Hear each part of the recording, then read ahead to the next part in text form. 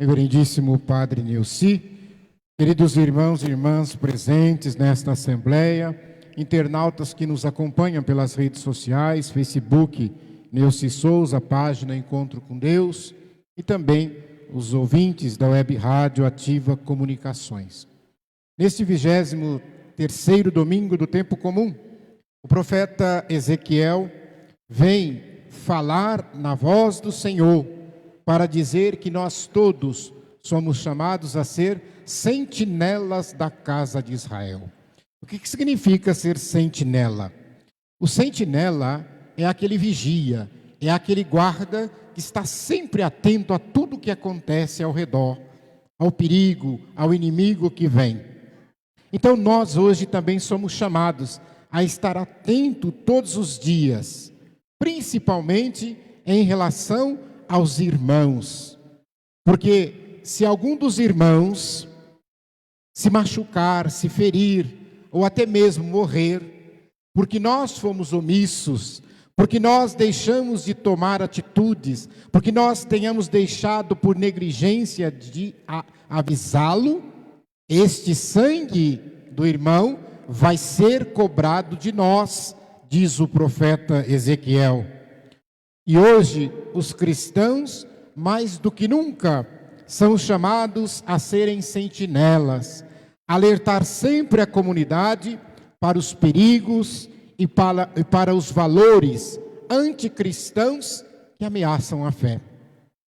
E olha, não são poucos. A gente parece que vive numa normalidade, parece que a gente vive numa tranquilidade, mas praticamente, a cada domingo, se nós quiséssemos, nós poderíamos enumerar alguns atentados contra Jesus e alguns atentados contra a sua igreja. Nesta semana, eu lembro apenas aqui de uma decisão, para você que não é do estado de São Paulo, é uma decisão da Secretaria de Educação do Estado de São Paulo. E até o Padre Nilci fez um comentário muito feliz, justamente fazendo esse papel de pastor, de alertar os cristãos católicos. Não sei se vocês sabem, a Secretaria de Educação do nosso estado, ela simplesmente baniu de todo o material didático a expressão ACDC. Não sei se vocês lembram dessa expressão. O A minúsculo, C maiúsculo, D minúsculo, C maiúsculo, ou seja, era antes de Cristo e depois de Cristo. E o argumento é de que nem todas as pessoas são cristãs. Então, deve-se substituir por uma denominação neutra. Então, vocês vão olhar nos livros dos vossos filhos a partir de agora, vocês vão encontrar lá AEC, ou seja, antes da Era Comum. Ou então vai encontrar EC, Era Comum. Baniu o nome de Cristo. Olha que coisa interessante, quando o profeta Ezequiel já vinha nos falar. Muitos historiadores, eu fui pesquisar, são contrários, porque está dizendo assim, que apenas por uma canetada estão querendo mudar a história, como se fosse possível. Se fosse possível mudar a história com a canetada, né, padre? Bastava pedir para o juiz do Supremo ou para o presidente fazer um decreto dizendo que está erradicada a Covid, pronto, aí nós estávamos tudo curado. Mas não é assim que funciona. Então, são perigos. Eles vão aos pouquinhos, e a gente não vai percebendo. Muitos até dizem, não tem problema, isso não vai fazer falta. E aí já começa aquela briga antiga, que vocês sabem, do crucifixo, da cruz, dos símbolos. Tudo isso, meus irmãos, deve chamar a nossa atenção. Depois, na segunda leitura, o apóstolo Paulo nos ensina, usando as palavras do próprio Cristo, de que todos os mandamentos, todas as leis, todas as prescrições, resumem-se no mandamento do amor. É por isso que ele diz assim, não se preocupem com o mandamento não matarás, não roubarás, não cometerás adultério, porque se você amar, você não vai fazer nada disso. Quem ama não vai trair, quem ama não vai matar, quem ama não vai roubar. E se conclui, o amor é o perfeito cumprimento da lei. Quer cumprir a lei de nosso Senhor, ame. Ame com todas as consequências que o amor possa trazer. E aí, nós lembramos da memória que celebramos hoje de Santa Teresa de Calcutá, que ela sempre dizia, né? As pessoas boas merecem o nosso amor. As pessoas ruins precisam do nosso amor. Olha que beleza que essa santa diz. Aquelas pessoas que são más, perigosas, elas precisam de amor. E as que são boas merecem o nosso amor. E depois o Evangelho vai nos chamar a atenção para a correção. E ele vai dizer que se teu irmão tiver pecado contra ti, então ele vai dizendo assim, repreende-o em particular. Isso vale também para os pais dentro de casa, né? Os psicólogos sempre falam isso, né? Não existe coisa pior para uma criança, aqui tem vários educadores, professores, diretoras, não existe coisa pior para uma criança do que você repreendê-la publicamente na frente dos seus amigos, porque isso vai causar nela um sentimento, um remorso, isso não é bom. E para os irmãos também, mesmo que seja adulto. E Jesus vai dizer, se o teu irmão te ouvir, você ganhou essa pessoa. Então, meus irmãos, quando a gente vê um irmão cometendo coisas erradas, a gente tem essa prudência de chamá-lo em particular para mostrar a ele com carinho, com amor, com mansidão, de que aquilo está errado, de que ele deve tentar mudar o seu proceder. A gente deve até oferecer a ajuda. E também uma outra coisa que esse evangelho nos ensina é que nós nunca devemos desistir dos irmãos, porque Jesus não desistiu de você e Ele nunca vai desistir de você. Você pode fazer o que você quiser de errado, Ele nunca, você pode matar, você pode roubar, você pode ser preso, você pode fazer o que você quiser, Jesus nunca vai desistir de você. Então você não tem o direito de desistir do teu filho, você não tem o direito de desistir do teu marido, desistir da tua esposa, desistir da tua mãe, do teu pai. Lute, tenha fé, saiba esperar. Infelizmente, às vezes quando alguém comete um erro, sempre vai aparecer aqueles que estão de plantão para espalhar a notícia, esquecendo-se de que isso, além de pecado, é crime. É crime de injúria e difamação, falar mal do outro, mesmo que aquilo que o outro que você esteja falando seja uma verdade. Não sei se vocês sabem disso, tá? Se for mentira, vai ser crime, calúnia, imputar um crime a alguém. Então a gente tem que tomar muito cuidado com isso. E quando arguidos, porque tem muita gente que diz assim, eu falei mesmo, porque a verdade tem que ser dita. Aí eu vou lembrar de um grande ensinamento de um outro santo da igreja, que é São Francisco de Sales. Ele dizia uma coisa muito interessante, ele dizia assim, uma verdade que não é caridosa, que não procede da caridade, não é verdadeira. Então o que significa isso? Porque tem gente que quando vai falar que essa desculpa de que está falando a verdade, na verdade a intenção dele é prejudicar o outro, é destruir o casamento, é fazer perder o emprego, é fazer a pessoa ficar triste, é fazer a pessoa sofrer. Então na verdade ele está dizendo, eu vou falar a verdade, mas não é para ajudar o irmão, é para prejudicar. E nós devemos estar atentos a isso, para não cometer essas coisas. Aí alguém poderia me perguntar, mas tem certas verdades que não tem como, às vezes a gente foi colocado na parede, como é que eu faço? Mentir é pecado? E aí, eu vou mentir? Eu tenho uma saída muito simples, meu irmão. Quando você for colocada na parede, para dizer alguma coisa que você sabe que é verdade, e você ficar com medo de falar mentira, tem várias, já vou dizer aqui, você pode dizer para a pessoa que está te perguntando a seguinte coisa, ela vai ficar muito brava com você, mas você pode dizer para ela, eu sei, mas não vou falar. Pronto, aí é o suficiente, né, para ficar brava, né? Eu sei, mas não vou falar. Ou então, que é uma medida também cristã muito bonita, o silêncio. Fecha a boca. Vermelha bucha, ou seja, fecha a boca e não fala nada. Fica em silêncio. Reza por aquela pessoa. Então, existem várias maneiras da gente não cometer este erro. Outra coisa que poderia perguntar, Mas fazer vista grossa não é comportamento cristão. Mas o Evangelho de hoje, ele quer nos ensinar a chamada correção fraterna. O que é a correção fraterna? É a correção de irmão. A palavra frater, fraterna, fraternidade, vem de irmão. Então significa fazer como irmão. Nós não praticamos a correção fraterna a partir da agressividade, a partir do apontar o dedo para o outro, né? Porque não existe coisa pior do que apontar o dedo para alguém. Você, né? Muita gente fala, você, põe o dedo na cara do outro, né? Esse simples gesto já faz com que a pessoa se retraia, já faz com que a pessoa se feche.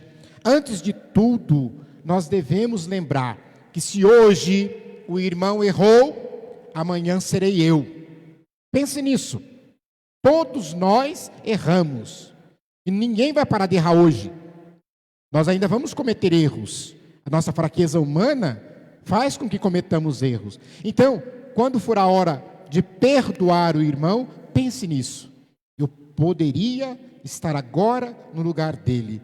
Ou amanhã eu poderei estar na mesma situação deste irmão que está clamando o meu perdão. Meus irmãos, Jesus diz que esta correção fortalece os vínculos. Eu lembro aqui, todos nós aqui vivemos essa experiência. Uma família. Na família deve reinar o amor. E geralmente numa família se tem encrencas. Vamos pegar uma família onde ali tem os irmãos pequenos. Por isso que Jesus disse que o reino dos céus é das crianças. Vocês já viram o que acontece quando as crianças brigam? Quando a criança briga ou porque tomou uma brinquedo ou uma coisa da outra, elas ficam de mal, ficam sem conversar uma com a outra, né? Chora. Mas depois o que acontece? Elas voltam normalmente ao relacionamento. Elas não precisam nem conversar, de pedir perdão, de nada, né? Naturalmente elas se perdoam e voltam a conviver normalmente. Assim também devemos ser nós na comunidade. O perdão deve prevalecer. Jesus também vai chamar a atenção de que onde 2 ou 3 estiverem reunidos em seu nome, ele vai estar junto. E se esses 2 acordarem em pedir alguma coisa para Deus, Deus, o Pai, vai nos conceder. Grande ensinamento traz esse versículo. A oração pessoal é muito importante. E com certeza, todos vocês aqui fazem as suas orações pessoais, sozinho, conversando com Deus todos os dias. A gente tem que reservar um tempo para isso. Mas o Evangelho vem dizer que a oração comunitária é muito importante. Então nós não podemos ser, eu converso com Deus sozinho, não preciso de ninguém. Não, eu preciso dos irmãos, como nós estamos aqui agora, em comunidade, para agradar o coração de Deus. 2, 3, aqui hoje nós estamos em muito mais, obviamente. E depois Jesus vai dizer desse poder que ele deu aos apóstolos de perdoar pecados, autoridade para reconciliar os pecadores com a igreja. Quando a gente comete um pecado, a gente se afasta da graça. A gente fica sem a graça. A palavra é essa mesmo, sem a graça. Por isso que, por favor, prestem atenção no que eu vou dizer. Existe uma palavra que muitos cristãos usam e que não deveriam usar nunca. Porque não existe palavra que amaldiçoe mais uma pessoa. Tem uns palavrões aí que vocês sabem de cor e salteado, que as pessoas acham que é até mais feio, né? Chamar os outros de filho disso, filho daquilo. Mas a palavra pior que existe é chamar os outros de desgraçado. Você vai dizer, não tem problema, desgraçado, faz parte do vocabulário. Não, quando eu falo para uma pessoa que ela é uma desgraçada, eu estou dizendo que ela não tem a graça de Deus. Desgraçado significa sem a graça de Deus. E uma mãe que fala isso para o filho, está jogando maldição em cima da criança. E eu já vi muitas mães fazerem isso. Então, se você faz, para de fazer. E orienta as pessoas que você conhece que faz, para parar de fazer isso. Chama de qualquer outra coisa, mas pelo amor de Deus, de desgraçado não, porque é muito triste essa palavra. E depois, então, vai falar da dimensão eclesial do perdão. E aqui nós voltamos àquele discurso de Jesus que diz, dar-te-ei as chaves do reino. e fala do ligar e do desligar na terra. Este mesmo encargo que foi conferido a Pedro e depois ao colégio dos apóstolos. Prestem atenção, porque muitos de nós, às vezes, não lembra disso. Porque quando a gente vai cometer pecado, parece que Satanás tira de nós o medo, tira de nós a vergonha, e a gente comete o pecado. Não é assim? Às vezes, mesmo sabendo que é pecado, a gente está fazendo. Consciente. Agora, quando a gente vai procurar o padre para confessar, aí lá vem Satanás. E enche a gente de vergonha e enche a gente de medo. Por isso que às vezes ali diante do sacerdote, na hora da confissão, a gente baixa a cabeça, fecha os olhos para não olhar para a cara do padre, e às vezes a gente nem ouve direito nada. Mas quando vocês forem confessar, prestem muita atenção em tudo que o padre está falando. Lá na confissão, olha só a fórmula de absolvição em uso na nossa igreja. Vai dizer: Deus, Pai de misericórdia, que pela morte e ressurreição do seu Filho reconciliou o mundo consigo e enviou o Espírito Santo para a remissão dos pecados. E aí o padre vai dizer: te conceda, prestem atenção, te conceda, pelo ministério da igreja. Então aqui está aqueles que acham que pode ser sem igreja, não precisa de igreja. Olha lá, pelo ministério da igreja, o perdão e a paz. Eu te absolvo dos teus pecados, em nome do Pai, do Filho e do Espírito Santo. Portanto, o Padre Neuci sabe disso, obviamente, o Bruno também sabe, porque estudou, esteve no seminário. Um padre não pode confessar sem autorização. Por quê? Porque é da igreja que o padre recebe esse mandato. O padre não confessa porque ele quer confessar. Tanto é que tem padre que às vezes não é autorizado a atender a confissão. Aquele que está autorizado é o que tem o mandato da igreja para atender a confissão. Então, toda essa liturgia de hoje, girando em torno do perdão. Perdão aos irmãos, correção fraterna e perdão que nós devemos pedir a Deus por intermédio do sacerdote, pelo ministério que a ele foi confiado pela igreja. E também, para encerrar, lembrar que neste mês nós celebramos o mês temático da Bíblia. Para nós cristãos, a Bíblia deve ser o livro de todos os dias. Agora ficou fácil, tem celular, então pelo celular você acessa a Bíblia. Então todo dia você tem que ler um trechinho da Bíblia, nem que for o evangelho do dia. Não é só no mês de setembro, mas no mês de setembro a igreja tomou isso para reforçar a importância da palavra de Deus na vida da igreja, a importância da palavra na liturgia, que a palavra é o verbo, e é este verbo que se faz carne no altar do sacrifício, que nós passamos agora então na sequência da liturgia da palavra. Louvado seja nosso Senhor Jesus Cristo. Para sempre seja louvado.